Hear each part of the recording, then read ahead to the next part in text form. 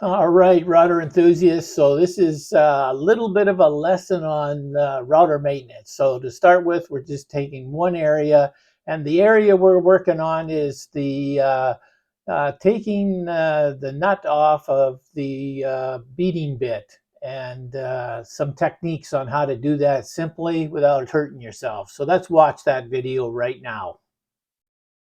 Let's look at this now. I'll take this bit out of this little holder here, and what we have a problem with is that the edges of the tools are sharp. So what I've suggested here is a couple of pine sticks, something easy. They're very soft, so they're going to be able to work with it and not damage your cutting edges of your tools. A couple of things that you should look at when you're making one of these is, number one is that it should have all rounded edges on it so that when you put your hands on it that you're able to grip it very easily and not get hurt doing that.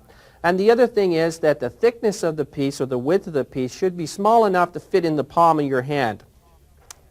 Let's go ahead and take the pieces here now, and I'm just going to set the beading bit on the unit, put the top piece on it, and trap it between the two sticks. Once you've got it trapped, you want to hold it tight, get it into a position so that you can get the Allen key on it, and then all we need to do is loosen it. Makes it quick and simple, or if you're tightening your bits, you can do that as well. Once you've got it so that you can loosen it, then you can go ahead and grab onto the tool and finish the job. All we want to do is break it or tighten it up so that we're able to get it to the tightness that we're looking at. Let's take a few seconds here now and take a good close look at the bearing. All right, that's a little bit of an excerpt out of the router workshop. There's 183 episodes to be watching, and there's all kinds of information in there to help you along with your router.